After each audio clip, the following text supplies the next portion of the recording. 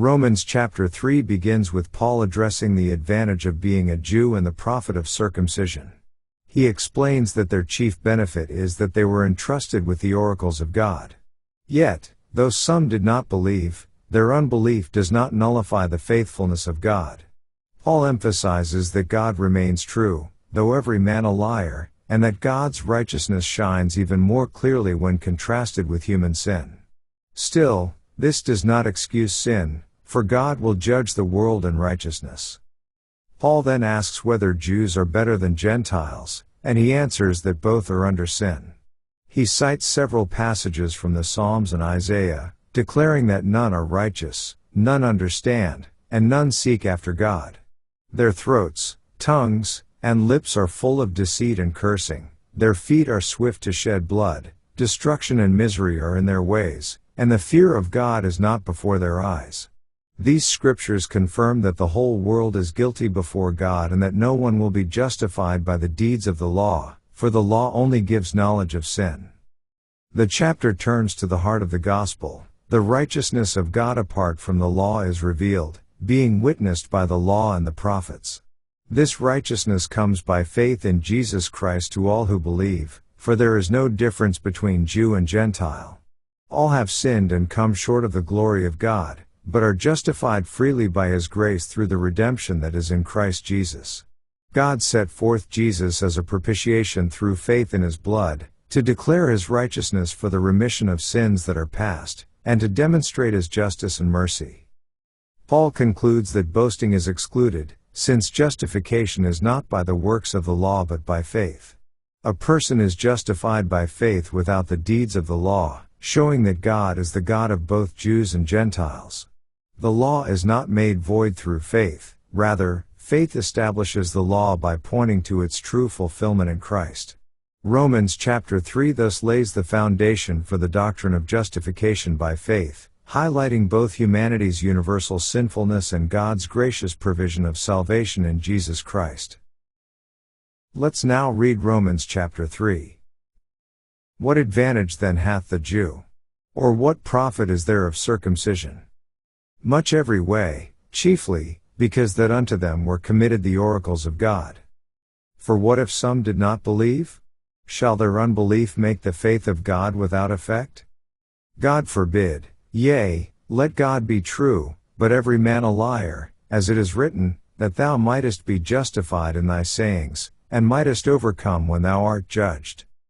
But if our unrighteousness commend the righteousness of God, what shall we say? Is God unrighteous who taketh vengeance? I speak as a man, God forbid, for then how shall God judge the world? For if the truth of God hath more abounded through my lie unto His glory, why yet am I also judged as a sinner? And not rather, as we be slanderously reported, and as some affirm that we say, let us do evil, that good may come? Whose damnation is just. What then? Are we better than they? No, in no wise, for we have before proved both Jews and Gentiles, that they are all under sin. As it is written, there is none righteous, no, not one. There is none that understandeth, there is none that seeketh after God. They are all gone out of the way, they are together become unprofitable, there is none that doeth good, no, not one. Their throat is an open sepulchre, with their tongues they have used deceit, the poison of asps is under their lips. Whose mouth is full of cursing and bitterness. Their feet are swift to shed blood. Destruction and misery are in their ways. And the way of peace have they not known. There is no fear of God before their eyes. Now we know that what things soever the law saith, it saith to them who are under the law, that every mouth may be stopped, and all the world may become guilty before God. Therefore by the deeds of the law there shall no flesh be justified in His sight, for by the law is the knowledge of sin. But now the righteousness of God without the law is manifested, being witnessed by the law and the prophets. Even the righteousness of God which is by faith of Jesus Christ unto all and upon all them that believe, for there is no difference. For all have sinned, and come short of the glory of God. Being justified freely by His grace through the redemption that is in Christ Jesus. whom God hath set forth to be a propitiation through faith in his blood, to declare his righteousness for the remission of sins that are past, through the forbearance of God. To declare, I say, at this time his righteousness, that he might be just, and the justifier of him which believeth in Jesus. Where is boasting then? It is excluded. By what law?